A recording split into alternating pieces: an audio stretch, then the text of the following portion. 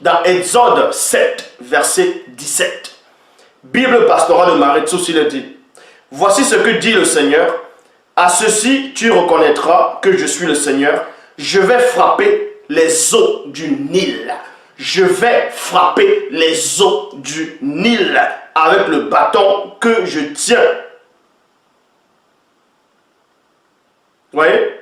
Que je tiens à la main et elles se changeront en sang. Je répète dans Exode chapitre 7 au verset 17. Pourquoi on commence par le sang ici? Pourquoi on commence par le sang? Pourquoi les 10 plaies, ça doit commencer par le sang? Qu'est-ce que symbolise le sang dans l'Égypte antique par rapport aux non-initiés égyptiens? Dans Exode chapitre 7 au verset 17, Bible pastorale de Maritsos, il dit: voici ce que dit le Seigneur, 2 points. À ceci, tu reconnaîtras que je suis le Seigneur. Je vais frapper les eaux du Nil avec le bâton que je tiens à la main et elles se changeront en sang. Dans Exode chapitre 7 au verset 18, c'est-à-dire Bible second dite la colombe. À la colombe, il dit: les poissons qui sont dans le Nil périront. Le Nil sera infecté. Et les Égyptiens se forceront à boire de l'eau du Nil. À boire en vain, s'efforceront en vain de boire les eaux du Nil. Donc, ici, dans la Bible seconde dite à la colombe, dans Exode 7, 18, on vous apprend ici qu'on devrait frapper les eaux du Nil. Les eaux du Nil vont être frappées et ça va s'infecter. Et l'infectation, c'est quoi ici? Qui exhale des émanations puantes, qui est mauvais, qui excite au dégoût. Donc on frappe les eaux du Nil pour que ça puisse se transformer en sang. En sang. Vous devez comprendre ici qu'il y avait 2 sortes de jugements. Il y avait le jugement dans le plan spirituel et le jugement dans le plan visible. On va plus entrer dans le jugement spirituel et semi-visible. Dans Exode chapitre 7, au verset 19, traduction écumée de la Bible, il dit quoi? Le Seigneur dit à Moïse, 2 points, dis à Aaron, prends ton bâton, étends la main sur les eaux d'Égypte, sur ses rivières, ses canaux, ses étangs, partout où il y a de l'eau, qu'elle soit du sang, qu'il y ait du sang dans tout le pays d'Égypte, dans les récipients de bois comme les récipients de pierre. Exode chapitre 7 au verset 20, Nouvelle Bible seconde, elle dit quoi? Moïse et Aaron agirent ainsi comme le Seigneur l'avait ordonné. Il leva le bâton et frappa l'eau du Nil sous les yeux de Pharaon et des gens de sa cour. Et toute l'eau du Nil fut changée en sang. Fut changée en sang. Bon, pourquoi l'eau a été changée en sang? Il faut connaître un peu l'histoire de l'Égypte. C'est-à-dire l'histoire de la mythologie égyptienne ou bien du panthéon des dieux égyptiens pour comprendre pourquoi l'eau a été changée en sang. Premièrement, il y a infectation, c'est-à-dire on a infecté les eaux du Nil. Or, dans l'Égypte antique, en gros, par rapport à la période des non-initiés, on vous dit qu'il y avait Koumu, Kounoum, il y a Kounoum, Api, Tuari, dont on va dire Tuaré, et Osiris. Donc, là, c'est le premier fléau contre ces faux dieux-là, contre Osiris, contre Kaoré, contre, dont on va dire Tuari, et Api, et Kounou. Le jugement était contre eux. Pourquoi? Dans l'histoire égyptienne, on vous dit quoi? Kounou, issu de l'Égypte ancien, signifie le maître de l'eau fraîche. Est le dieu des cataractes. Est le dieu des cataractes. Les cataractes du Nil sont des rapides plus que des chutes d'eau dues à des encombrements rocheux dans le lit du Nil. Et puissance créatrice dans la mythologie égyptienne, il contrôle la crue du Nil en ouvrant à Éléphatim. Dans l'Éléphatim, c'est quoi? C'est l'île Éléphatim. L'île Éléphatim est une île d'Égypte située sur le Nil. Et ensuite, la caverne de Hapi, dans laquelle se trouve l'inondation. Il joue là un rôle majeur avec le quotidien des Égyptiens, préservant le fleuve de la famine. Donc vous voyez, le faux dieu ici, là, Khnum, c'est lui qui était en gros le garant de l'eau fraîche dans l'Égypte ancestrale. Donc on va d'abord frapper ce faux dieu-là, que les Égyptiens non initiés vénéraient. Donc on va changer l'eau en sang. On va infecter l'eau. L'eau devient puante. Et ensuite, on frappe en même temps Hapi. Hapi qui est le dieu qui personnifiait les inondations du Nil et les bienfaits qu'elle apportait au peuple d'Égypte. Et ensuite, il y a Thoari, déesse au corps hybride, mi-hippopotame, mi-crocodile, aux pattes de lion. Vous voyez?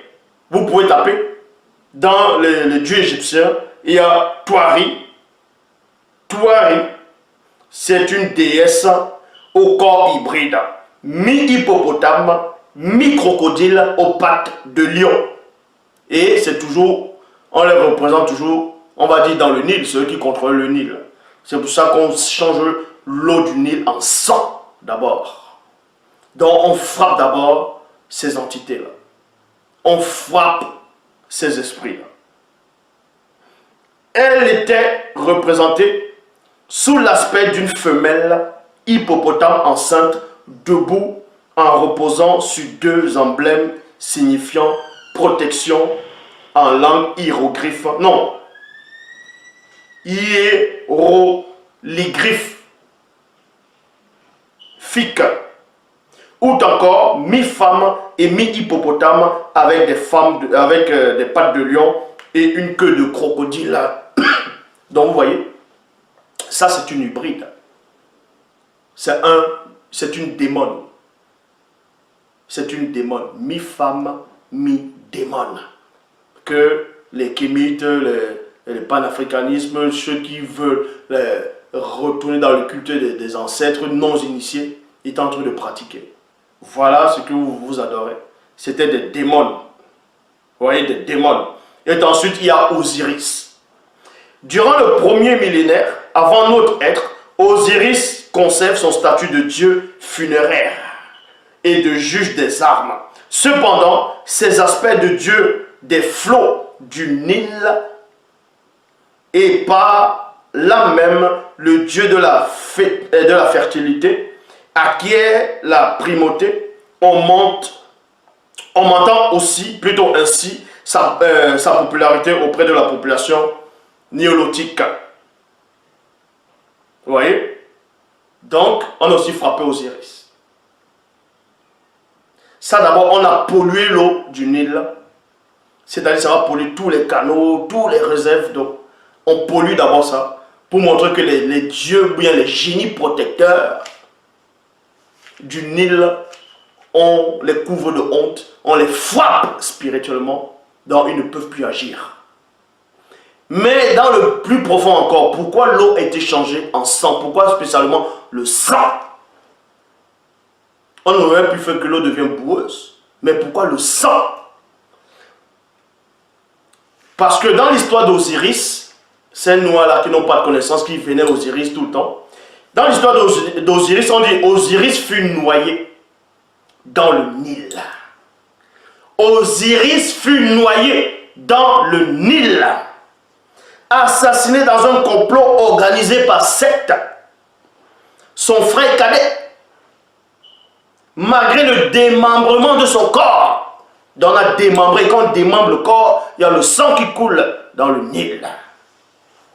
Donc quand on change l'eau du Nil en sang, c'est pour rappeler aux Égyptiens non initiés et à ces magiciens et à ce pharaon-là corrompu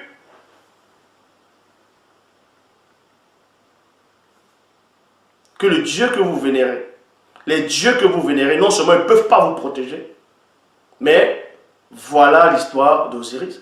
Donc par là, on vous montre par là que Moïse entrait dans le secret sur la mort d'Osiris. Donc pas on l'a démembré, il est mort noyé. On l'a démembré dans l'eau, le sang s'est répandu dans le Nil. Et voilà, on fait ressortir ce sang-là pour vous montrer que vos dieux peuvent mourir. Donc, le sang va représenter la faiblesse, va représenter la corruption, va représenter la mort. Donc, Osiris que vous vénérez tant, on vous rappelle que votre Osiris est mort. Et maintenant, ce que vous allez imaginer après, c'est faux. Pourquoi? On vous dit ici, le martyre d'Osiris lui vaut de gagner le monde de l'au-delà, dont il devient le souverain et le juge suprême de la loi de Math. C'est pour ça que vous avez jamais posé la question quand on parle des avocats véreux. Même en Afrique, il y a les avocats, ils vont aller défendre des criminels, des assassins, des violeurs, des terroristes. Ils vont aller les défendre parce qu'ils aiment l'argent, parce qu'eux-mêmes, les avocats, sont des menteurs. Pourquoi les avocats aiment mentir? Tout simplement parce que ils vénèrent la démone connue sous le nom de Math. Quand vous allez dans un cabinet d'avocats, même en Afrique, vous allez voir certains ont des posters, on voit Math qui est là. Il y a Math. Et ils disent, oh non, c'est la sagesse égyptienne, c'est la justice. Quelle justice? C'est pour ça que les avocats sont des menteurs. Parce que leur emblème, c'est Math, une démon. Donc, le premier fléau des 10 plaies, c'est l'eau changée en sang. Pourquoi? Non seulement on a pollué l'eau, pour humilier ces soi-disant esprits-là qui protégeaient l'eau du Nil, et ensuite rappeler que les dieux-là, c'est-à-dire Osiris, est mort. Même si maintenant on vous dit qu'il a ressuscité, n'importe quoi. Bon, ça c'est Moïse ici et Aaron ont exposé les mensonges. Ont exposé les mensonges. Il y a eu un enseignement. Donc quand on les frappe dans le spirituel, dans le visible, on voit le sang qui coule. Ça ne veut pas dire qu'un esprit a le sang. Le sang qui coule ici symbolise, je dis bien, la faiblesse. Parce qu'on montre à ces magiciens, vous connaissez l'histoire d'Osiris. Comment on l'a démembré dans le Nil. Apocalypse chapitre 16, au verset 5. Alors j'entendis l'ange des eaux. Vous voyez? L'ange des eaux. C'est-à-dire l'entité des eaux. L'entité en charge des eaux. Ce n'est pas Osiris. Ce n'est pas Hapi. Ce n'est pas Touareg. Ce n'est pas Nkounou. Non. Il y a l'entité en charge des eaux. Apocalypse chapitre 16, au verset 5. Alors j'entendis l'ange des eaux qui disait, tu es juste toi qui es, et qui était, toi le saint, parce que tu as rendu ce jugement.